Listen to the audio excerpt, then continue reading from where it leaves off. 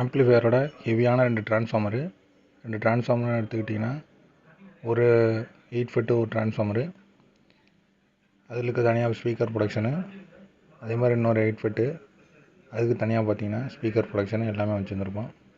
இந்த 2 8 ஃபெட்டுக்கும் தனியாக வந்து பார்த்திங்கன்னா ஸ்பீக்கர் ப்ரொடக்ஷன் உள்ளாரே இருக்கிறது தெரியும். அதில் உங்களுக்கு தனித்தனியாக க்ரீன் லைட்டு, ரெட் லைட்டுன்னு தனியாக எரியும். ரெட் லைட் எரிஞ்சிச்சு அப்படின்னா வோல்ட் ரிலீஸ் ஆகிடுச்சு அப்படின்னு அர்த்தம். க்ரீன் லைட் எரிஞ்சிச்சுன்னா நல்ல கண்டிஷனில் இருக்குது அப்படின்னு அர்த்தம். அந்த மாதிரி ஸ்பீக்கர் ப்ரொடக்ஷன் இந்த பவர் ஆம்பில் வந்து பார்த்திங்கன்னா நம்ம ரெடி பண்ணியிருக்கிறோம். இந்த பவர் ஆம்பில் உள்ள லைட்டுன்னு எடுத்துக்கிட்டிங்கன்னா ப்ளூ கலரில் கொடுத்துருக்குறோம். அந்த ஸ்பீக்கர் ப்ரொடக்ஷன் லைட்டுன்னு வந்து பார்த்திங்கன்னா க்ரீன் லைட் எரியுது. ஓகே, இப்போ வந்து இண்டிகேட்டரு க்ரீன் லைட் இருக்கிறதுனால எந்த ஃபால்ட்டும் இல்லை அப்படின்றது இண்டிகேட் பண்ணிடும். இந்த மாதிரி உங்களுக்கு பவர்ஃபுல்லான சப் ஆம்ப் தேவைப்படுதுன்னா ஸ்க்ரீன் தெரிஞ்ச நம்பருக்கு கான்டாக்ட் பண்ணுங்கள்.